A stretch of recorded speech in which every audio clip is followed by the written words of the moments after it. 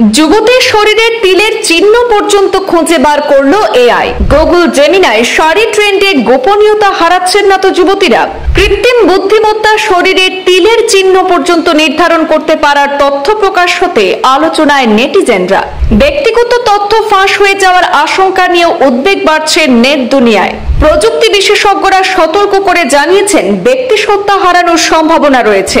কৃত্রিম বুদ্ধিমত্তা এআই নিয়ে বিশ্বজুড়ে চলছে একদিকে কৌতূহল, অন্যদিকে ভয়।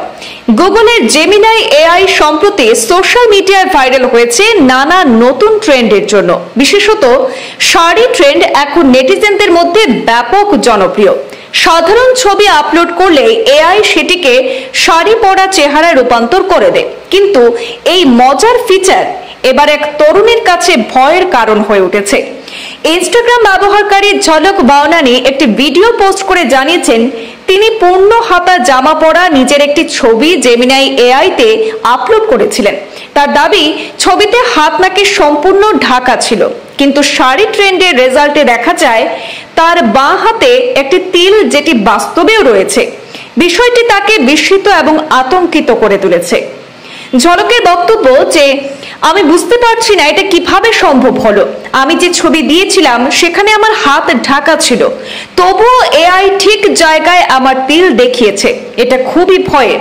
তিনি আরো বলেন, সোশ্যাল মিডিয়ায় বা এআই প্ল্যাটফর্মে আমরা যা আপলোড করছি তা নিরাপদ নাও হতে পারে, তাই সবাইকে সতর্ক থাকতে হবে।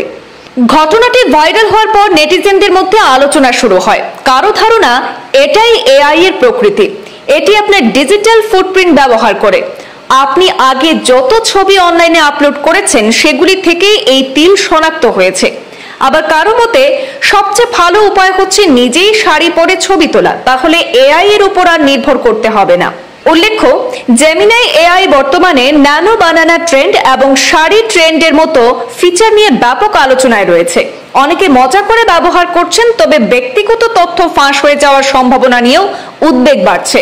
প্রযুক্তি বিশেষজ্ঞরা সতর্ক করেছেন ব্যবহারকারীদের উচিত ব্যক্তিগত ছবি ও তথ্য অতিরিক্ত শেয়ার না করা, কারণ এআই টুলগুলো অনেক সময় পুরনো তথ্য বা ছবি ব্যবহার করে এমন ফলাফল দিতে পারে যা ব্যবহারকারীদের কাছে অস্বস্তিকর বা ভৌতিক বলেও মনে হতে পারে। ব্যুরো রিপোর্ট, পূর্বাঞ্চল প্রতিদিন।